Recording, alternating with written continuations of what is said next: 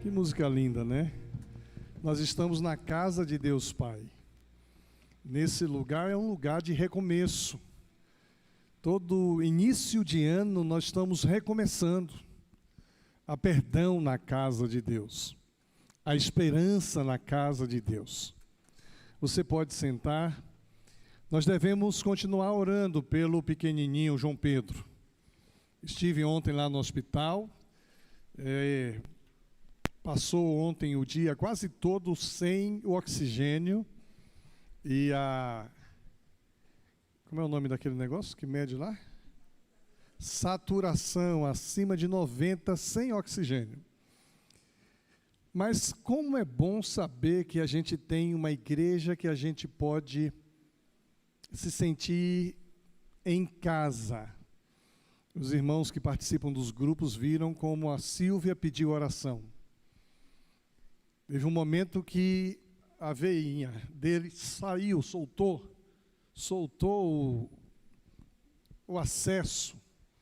E João Pedro, daquele jeito, agitado, não deixou ninguém botar o acesso. Aí a Silvia pediu oração. Gente, ore aí, porque ele precisa de um acesso. Depois, ore, porque hoje vai ser o dia que ele vai ficar sem oxigênio. Ele precisa ficar. A esperança na casa de Deus Pai. É tempo de recomeço. Estamos recomeçando o ano. Geralmente, no início do ano, a gente assume alguns compromissos. Antigamente, as pessoas tinham um compromisso de não faltar à escola dominical, a não ser por motivo de força maior. E aí controlava. Não faltar culto de oração, não faltar celebração de noite, não falhar nos dízimos e nas ofertas de missões, porque é um tempo de recomeço, então é um tempo de refazer compromisso. Mas a mais importante coisa que a gente pode fazer na casa de Deus Pai é desfrutar da comunhão com os irmãos. Ontem à noite o Watson me falou que a Eva está internada. A Eva está internada com dificuldades pulmonares, se não me engano. Precisa de nossas orações. A casa de Deus Pai é um lugar de buscarmos a presença de Deus. Então nós vamos fazer um momento de oração agora. E eu queria que você pudesse apresentar ao Senhor o seu motivo de oração. Pelo que você gostaria que nós orássemos nesse momento? Qual o desafio que você tem, que você gostaria que Deus ouvisse nesse momento? Qual a expectativa para 2024 que você tem, que você gostaria que Deus pudesse colocar a mão dele nesse momento? Eu queria que você apresentasse ao Senhor a sua vida, apresentasse ao Senhor o seu motivo de oração, apresentasse ao Senhor a sua gratidão. Pai querido, estamos na casa do Senhor, na casa de Deus Pai. É tão bom começarmos o ano na tua presença. É tão bom, ó Deus, podermos nos dirigir a Ti em oração, crendo que o Senhor nos ouve. É um tempo de recomeço, é um tempo de refazermos compromissos com o Senhor, com a família, com a Tua igreja. É um tempo, ó Deus, de reafirmarmos nossa crença naquilo que nós cremos. É um tempo em que nós desfrutamos, ó Deus, da comunhão com os irmãos. É um tempo precioso de estarmos na Tua casa. E agora queremos apresentar diante do Senhor a vida de João Pedro, do Rogério, da Silvia, de toda a família, ó Deus, que acompanha esse momento. Queremos pedir que o Senhor abençoe a recuperação, que o Senhor dê alta para o João Pedro, que ele possa voltar para casa, como ele ama estar na casa de Deus Pai. Quero pedir que o Senhor abençoe também a Eva, visite a Eva naquele hospital, abençoe o Watson, abençoe o filhinho deles, ó Deus, toma essa família em Tuas mãos, abençoe o irmão Newton, ó Deus, o Senhor sabe o quanto ele gosta de estar na Tua presença, visita ele, a Dalila, todos os enfermos, ó Deus, que agora vêm à nossa mente. E eu quero colocar diante do Senhor o pensamento de cada irmão que está aqui. Alguns estão apresentando ao Senhor gratidão por mais um ano. Outros estão colocando diante do Senhor situações que eles querem que o Senhor olhe com bondade, com amor, com graça, com misericórdia. Alguns estão colocando situações de enfermidade. Alguns estão colocando expectativa para esse ano de 2024. Nós queremos, ó Deus, que o Senhor nos dê um ano verdadeiramente abençoado por Ti. Um ano de compromisso com o Senhor. Um ano de fidelidade com as coisas do Senhor. Um ano, ó Deus, de paz, de saúde, de prosperidade, de alegria. Quero pedir que o Senhor contemple o motivo de oração que cada um apresenta a Ti neste momento. Em nome de Jesus. Amém. As crianças vão sair, não é isso? Para o culto infantil, vão continuar cultuando a Deus ali. Coisa linda ver essa criançada. E elas chegaram ali, sentaram junto comigo, né, as 4 irmãs, né, são 4 irmãs. Gente, nós estamos falando sobre orações que farão diferença em 2024. A ideia é que você entenda que o ano de 2024 será um ano diferente se você fizer estas 6 orações. Muita gente vai à igreja e ora todo dia que vai na igreja por uma razão. Tem gente que ora todos os dias pelo mesmo motivo. Tem gente que orou hoje sobre o motivo e depois tem necessidade de orar de novo. Nós estamos vendo orações que farão diferenças em 2024, por quê? Porque estas orações são 6. Se você as fizer, essas orações vão interferir, não no momento que você está vivendo apenas, mas estas orações vão interferir em todo o seu viver. São orações que transformarão a sua vida, transformarão sua rotina.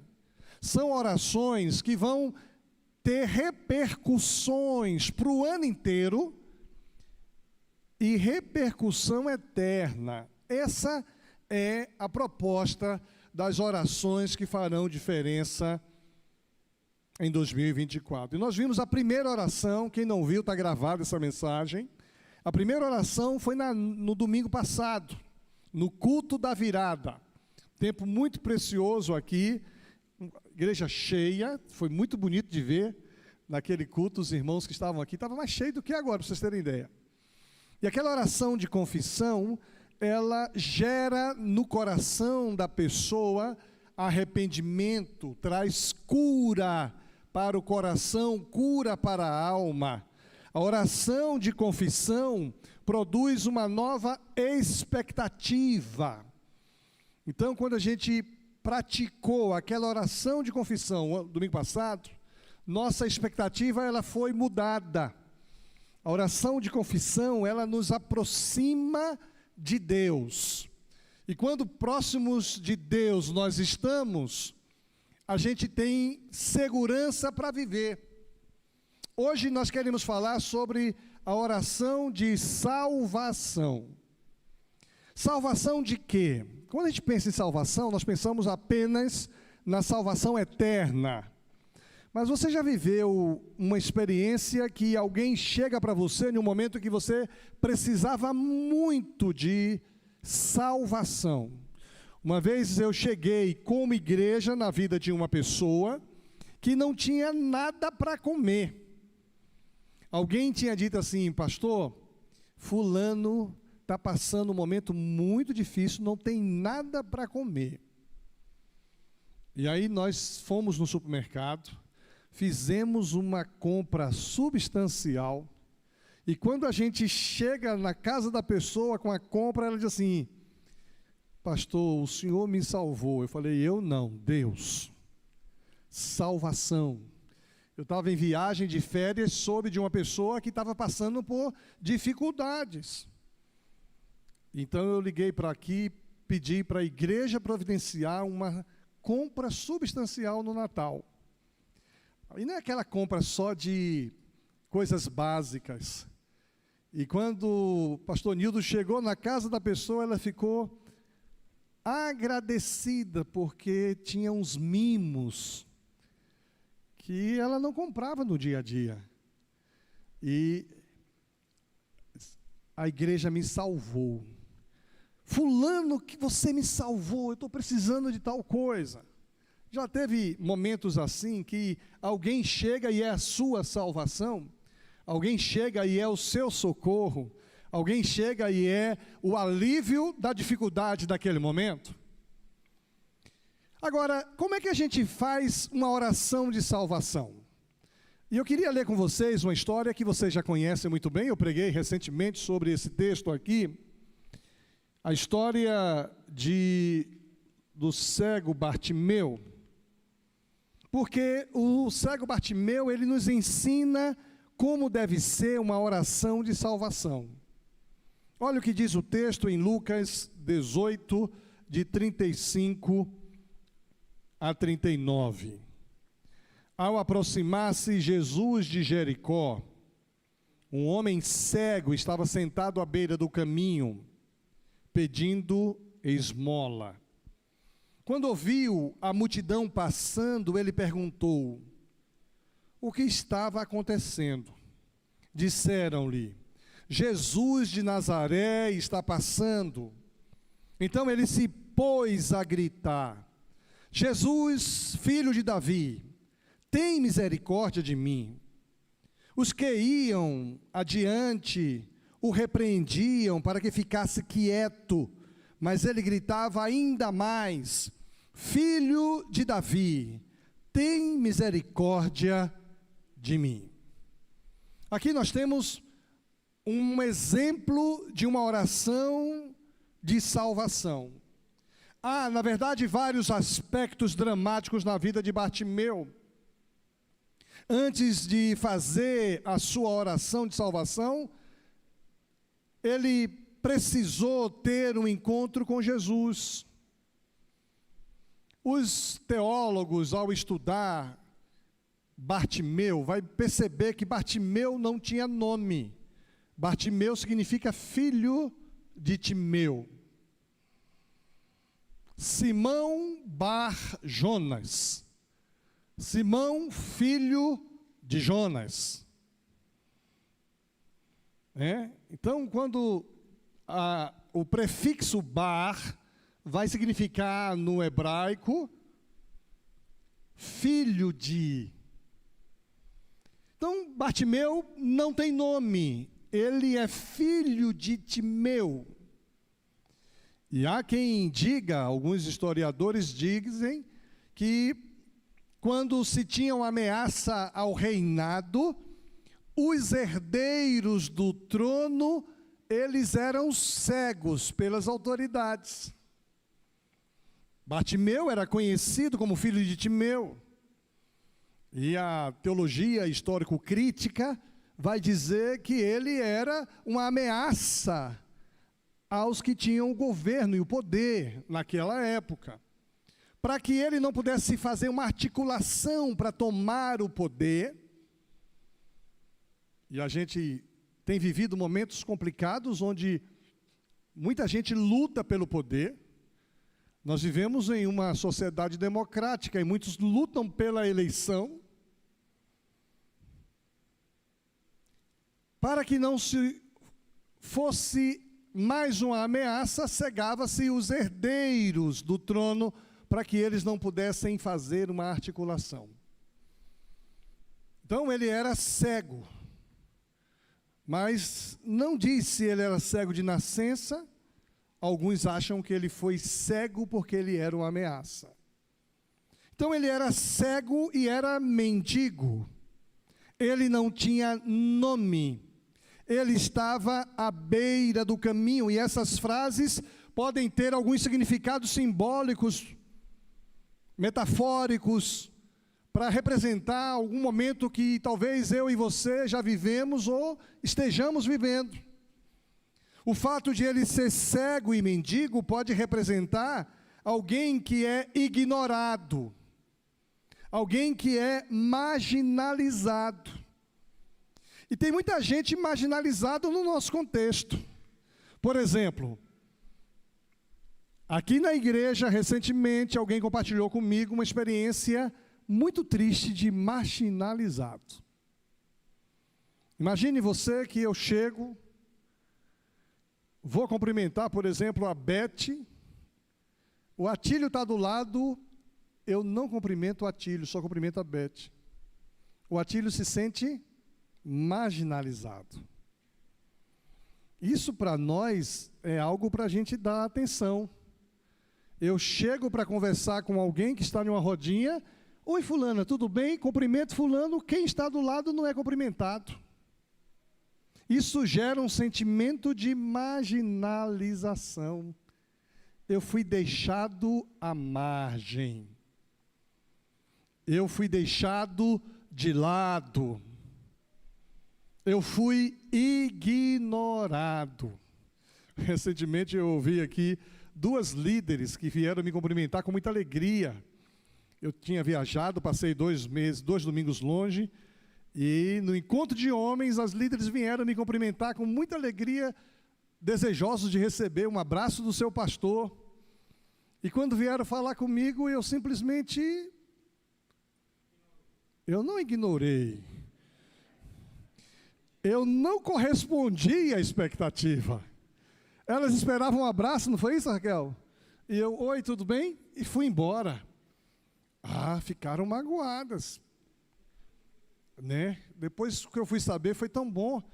Hoje eu dou toda a atenção. Quando eu vejo as 2, eu sempre quero compensar, porque não queria de jeito nenhum marginalizar, discriminar, deixar de lado. Então, ser cego e mendigo vai simbolizar aqui aquele que se sente ignorado, aquele que se sente marginalizado. E muitas vezes nós nos sentimos ignorados e marginalizados até dentro da igreja.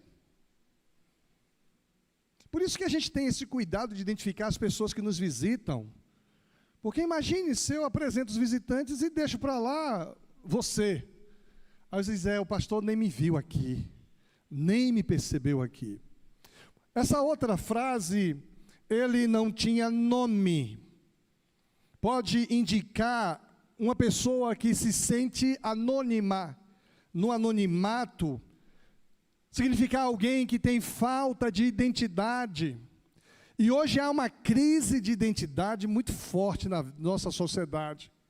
As pessoas não sabem o que elas são, elas confundem o que são. Isso é crise de identidade. Tem gente que é uma coisa e se sente outra, crise de identidade. Tem gente que não sabe bem o que é, não sabe aonde está, não sabe para onde vai. E aí a gente vai perceber pessoas, inclusive, que se sentem anônimas. Quem é você?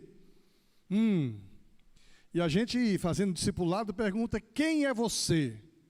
Descreva quem é você. A pessoa diz, olha, eu sou pastor. Não, pastor é a sua profissão. Não, eu sou marido de fulana, é a sua condição. Quem é você? Você consegue definir quem é você? Eu sou filho de Deus Pai. Por isso que há lugar na casa, há lugar na mesa, há lugar na casa de Deus Pai, porque eu sou filho de Deus. A identidade do cristão é essa, você é filho de Deus.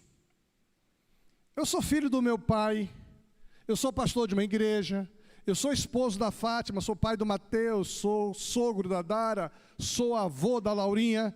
Isso tudo são papéis que eu desempenho, mas na essência, quem sou eu?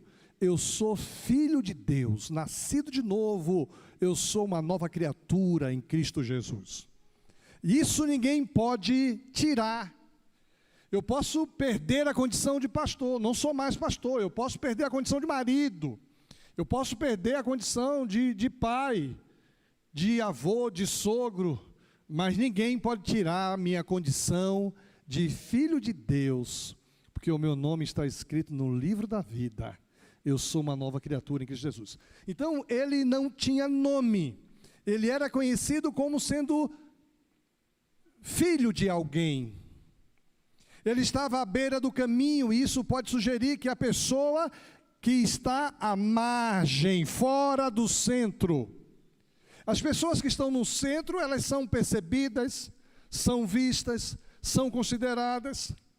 Ontem eu cheguei no culto do pastor Arnaldo, e a Jana olhou para mim e disse: tem alguma coisa diferente em você. Eu falei: é mesmo? E ela ficou olhando para mim: mas o que é? Eu falei: é o corte de cabelo que mudou. É verdade, mudou o seu corte de cabelo. Mudou.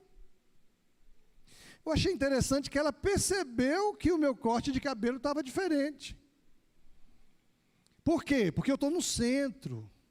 As pessoas me veem, as pessoas percebem, as pessoas acompanham. E quase sempre, nós que estamos no centro, nos sentimos próximos de vocês. Por isso que quando a gente desce aqui, vocês percebem como se nós fôssemos bem próximos, e alguns a gente nem conhece direito. Alguns nós não sabemos o nome, alguns nós não temos mas vocês nos veem todo domingo, todo dia. Mas estar à beira do caminho é estar fora do centro das atenções. Fora do centro das atenções.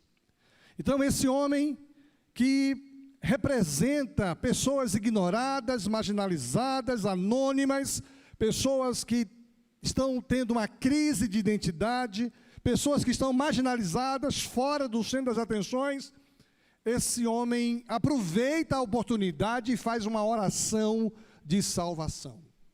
A oração de salvação feita por Bartimeu é muito significativa, porque essa oração é capaz de nos mostrar que a graça de Deus em Cristo Jesus está disponível para todos nós. Se a graça de Deus para Bartimeu, que vivia à margem, que não tinha nome, que não vivia no centro das atenções, mudou a vida daquele homem, a oração de salvação que eu e você fazemos pode mudar a nossa vida, pode mudar a nossa existência, pode dar sentido ao nosso viver.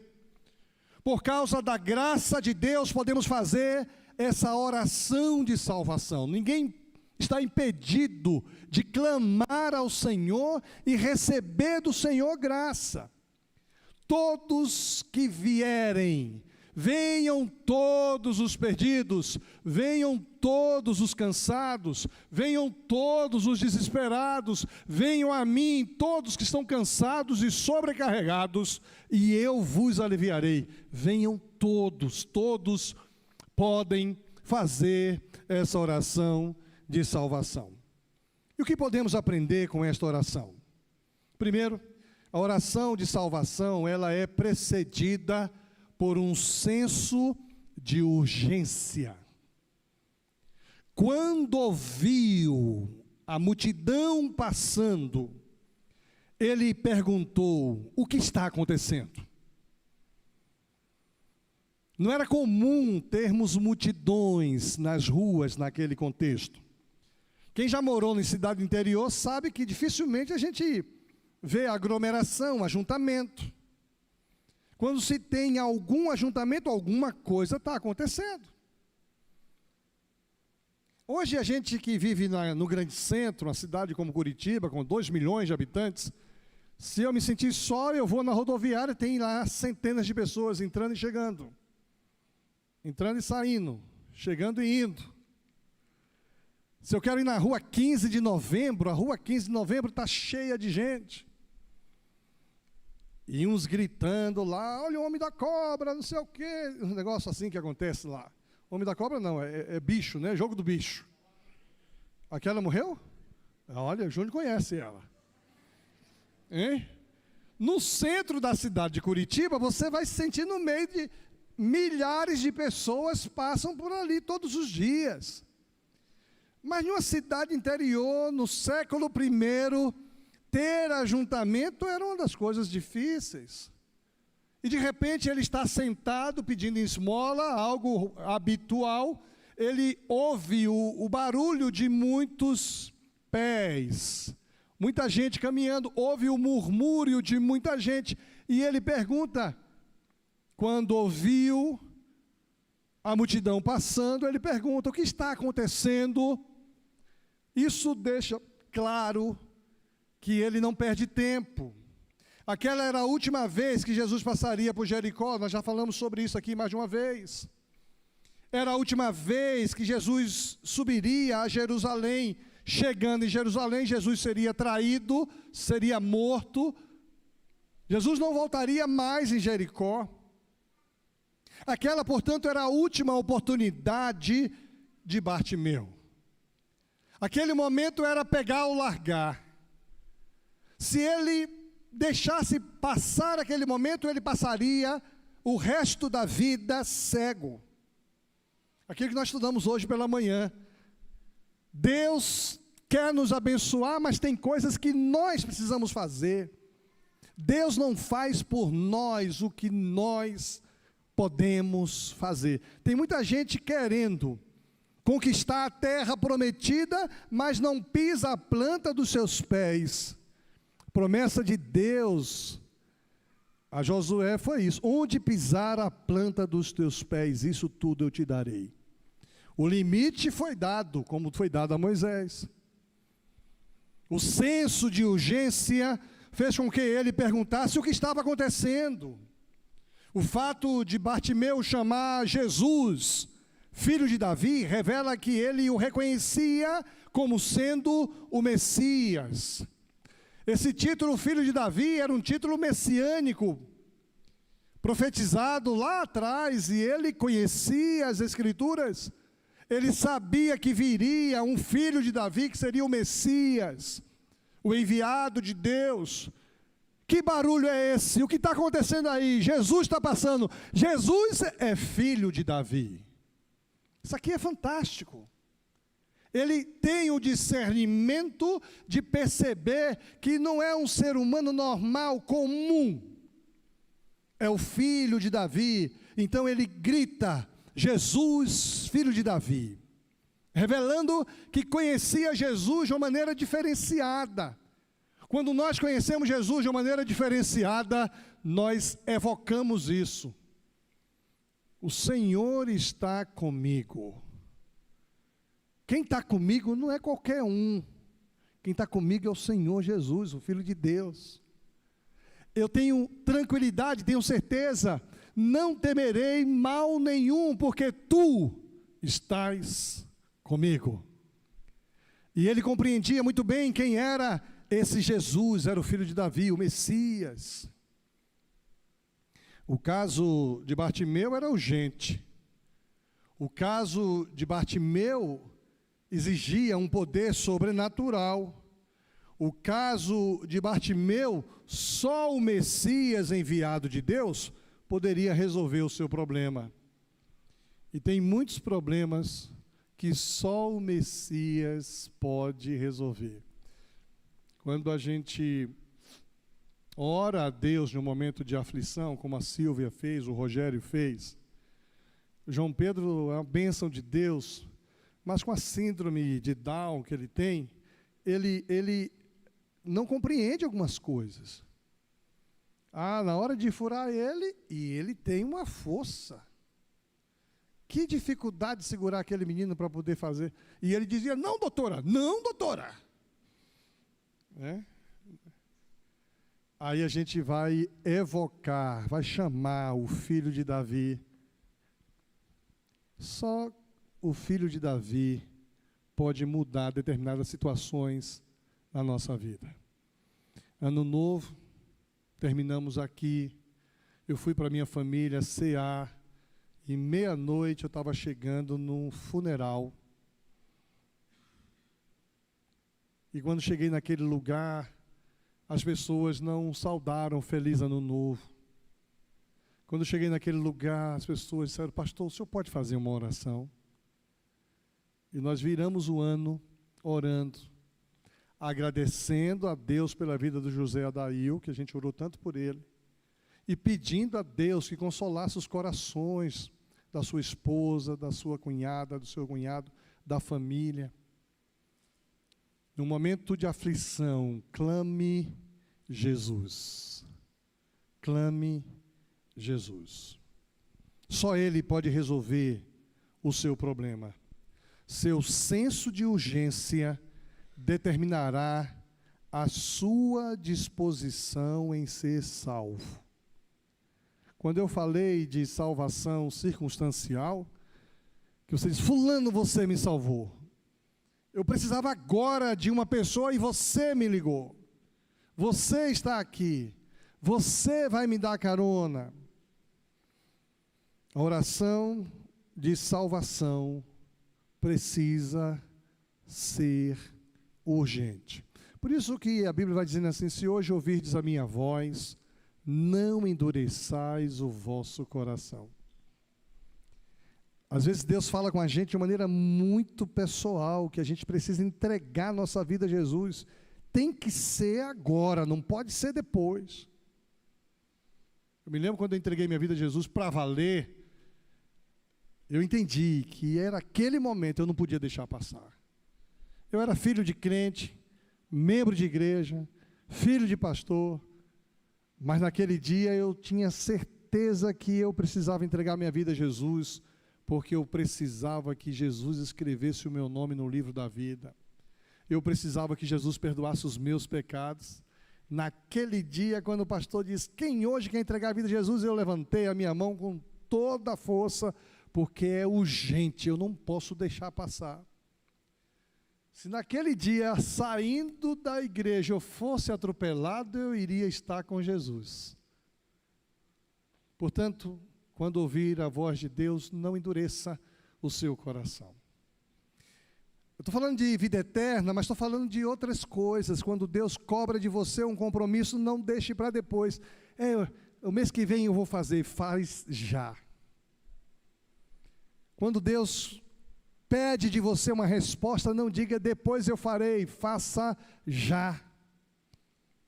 Quando Deus cobra de você um compromisso com Ele, não deixe para depois, faça já. Jesus andando no meio da sociedade, ele viu Mateus, e ele disse, Mateus, vem e segue. Mateus largou tudo e começou a seguir a Jesus. Bartimeu, vendo Jesus passar, ele sabia que não podia perder aquela oportunidade, e eu queria que você não perdesse a oportunidade de experimentar a salvação que Jesus quer te dar. Segundo lugar, a oração de salvação é movida pela perseverança. Olha o que diz o texto bíblico. Então ele se pôs a gritar. Ele não gritou. Há uma diferença entre ouvindo que era Jesus, ele gritou. Ele se pôs a gritar.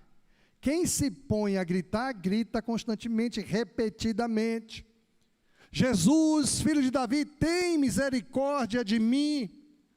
E os que iam adiante o repreendiam para que ele ficasse quieto, mas ele gritava ainda mais. Ainda mais. Tem misericórdia. Eu estou com a minha netinha lá em casa. E neta, quem é avô sabe, né? Neta tira tudo que quiser do avô. E tem horas que só a mãe que me pede. Vovô, você me dá alguma coisa? Fala que eu sou a mamãe. Mamãe, eu posso comer tal coisa? E ela está com um probleminha de alergia a glúten, não pode comer nada, não é intolerância a glúten, é alergia. E aí tudo que ela quer comer, eu pergunto para a mamãe. E ela já sabe o que pode. Tem horas que ela diz, vovô, eu quero tal coisa, mas não pode ter glúten. Diz, vovô, isso aqui pode porque não tem glúten. Eu falei, mas é hora de comer isso? Fale com a mamãe. Mamãe, eu posso comer? Vovô pode me dar tal coisa? Disse, não, filho, a gente vai almoçar daqui a pouco. Mamãe, por favor.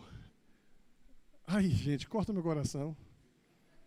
Mamãe, por favor, só um pouquinho. A mãe olha para mim, eu faço.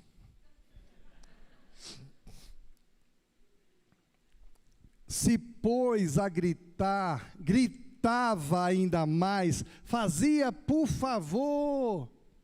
Filho de Davi, tem misericórdia de mim. Bartimeu foi movido por uma grande perseverança. Ninguém foi capaz de detê-lo, de silenciá-lo, de mordaçá-lo. Ele estava determinado a levar a sua causa à única pessoa que poderia ajudar. Perseverar é crer que sempre haverá esperança para aqueles que confiam no Deus do impossível. Sempre haverá esperança para aqueles que confiam no Deus do impossível. Isso é perseverar. Eu estava essa semana com alguém e os médicos tinham desenganado o parente desse alguém. Nós oramos por essa pessoa como igreja. E essa pessoa está viva até hoje no nosso meio e bem. Por quê? Porque perseveramos em oração. A oração de salvação, ela é urgente, a oração de salvação, ela é perseverante. Por isso, quando nós oramos para que Deus salve algum parente, amigo, querido nosso, devemos continuar orando. Deus salva fulano em nome de Jesus. Continuar perseverando. Deus toca o coração de fulano, traz fulano de volta. Deus quebranta o coração dele. Precisamos ser perseverantes para que haja salvação. Em terceiro lugar, a oração de salvação ela é feita com humildade. Não é com arrogância. Jesus, filho de Davi, tem misericórdia de mim. Observe que ele não determina. Jesus, eu determino. Não existe isso na Bíblia. Pode existir na religiosidade de alguém que quer manipular situações. Mas na Bíblia não tem isso. O que tem na Bíblia é exatamente esse contexto. Jesus tem misericórdia de mim. Alguns pregadores gostam de fazer sensacionalismo. Olhe para a sua mão e determina. E o cara determina. Põe a mão no lugar da enfermidade, determina a cura. Determina, mas não é curado. Porque o poder não está na determinação. O poder está no Deus que tudo determina. Jesus tem misericórdia. Bartimeu sabia que não merecia favor algum da parte de Jesus, como eu não mereço, como você não merece. E quando a gente sabe que nós não merecemos, nós apelamos para a compaixão. Deus, tem compaixão de mim. Ele não pediu justiça, ele pediu misericórdia. Ele não reivindicou direitos, ele pediu compaixão. Nossa oração precisa ser baseada na compaixão. Sua oração de salvação não foi feita com orgulho, com vaidade, mas com profunda humildade. Ele está gritando. Poderia parecer arrogante, mas ele pede misericórdia. A humildade precede o milagre. A humildade precede o milagre. Tem muita gente pedindo e não recebendo, porque pede mal. Tem gente sendo arrogante diante do Senhor. A humildade precede o milagre. Em último lugar, a oração de salvação revela a sua real necessidade. Você não vai pedir o que você não necessita. Você não vai pedir o que você quer, você vai pedir o que você precisa. Jesus parou e deu ordem que o homem fosse, traga esse homem aqui. E quando esse homem chega diante de Jesus, Jesus pergunta, o que queres que eu te faça? Ele responde com uma objetividade maravilhosa, Senhor, eu quero ver. Não encheu linguiça, não fez discurso, não se justificou, não se achou merecedor, simplesmente ele disse, Senhor, eu quero ver. E Jesus então determinou, decretou recupere a visão, a sua fé o curou. Através da oração de salvação, Bartimeu revelou sua real necessidade. Ele foi objetivo, ele foi específico. Quando Jesus lhe faz uma pergunta, vá direto ao ponto: o que é que você quer? Senhor, eu quero ver. Nessa manhã, a pergunta de Jesus a você: o que é que você quer? O que é que você necessita? Seja objetivo e diz: Senhor, eu quero ser uma pessoa restaurada, eu quero ser uma pessoa transformada, eu quero ter um casamento transformado, eu quero a salvação dos meus filhos, eu quero a minha família na presença do Senhor, eu quero que o meu emprego seja um ambiente de companheirismo, eu quero desfrutar da comunhão que há na tua presença, na tua casa. Hoje eu pergunto a você: qual é a sua real necessidade? O que você precisa? Você pode fazer hoje uma oração de salvação objetiva. Senhor Deus, eu preciso ter certeza de vida eterna. Eu preciso de livramento. Eu preciso disso, daquilo e daquilo outro. A oração de salvação feita por Bartimeu teve um resultado extraordinário. E aí eu convido a equipe do louvor que venha para cá. Jesus lhe disse: recupere a visão, a sua fé o curou.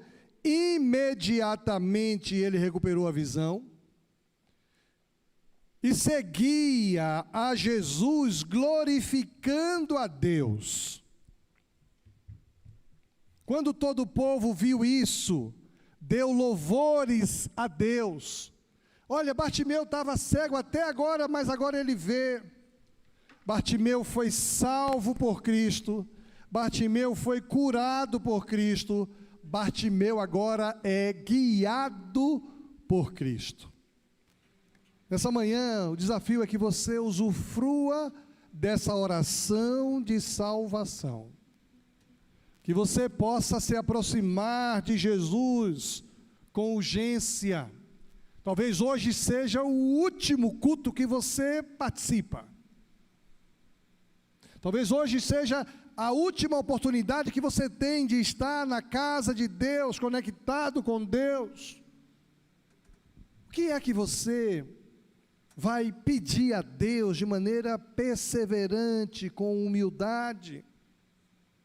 Qual é a sua real necessidade? Eu queria convidar você a se colocar em pé e apresentar ao Senhor sua vida. Deus é onisciente, Ele tudo sabe. Deus é onipresente, Ele está nesse lugar. Deus é onipotente, Ele tem todo o poder.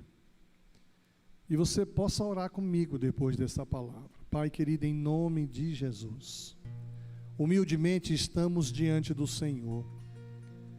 Não queremos, ó Deus, perder esta oportunidade de apresentar ao Senhor nossas vidas. Sabemos que Jesus está aqui, está passando por aqui.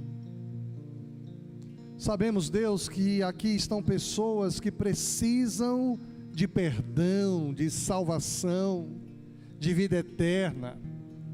Sabemos, ó Deus, que aqui existem pessoas que precisam de uma intervenção sobrenatural do Senhor na sua vida pessoal, conjugal, familiar, profissional. Existem pessoas aqui que estão lembrando de outras pessoas queridas e amadas que precisam de salvação, e nós não queremos perder esta oportunidade de dizer: Jesus, filho de Davi, tem misericórdia de mim, tem misericórdia de nós, tem misericórdia de fulano, visita fulano. Pai, eu quero pedir que teu Espírito Santo, que sonda nosso coração, nossa mente, ouça o grito silencioso do teu povo, que pede silenciosamente: Jesus, filho de Davi, tem misericórdia de mim.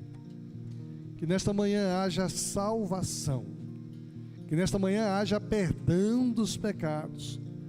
Se há alguém aqui, ó Deus, que não tem certeza de vida eterna, que o Senhor possa falar ao seu coração nesta manhã, e que ela possa dizer: Senhor Deus, reconheço que sou pecador, mas nesta manhã quero entregar minha vida a Jesus, filho de Davi, que tem misericórdia de mim.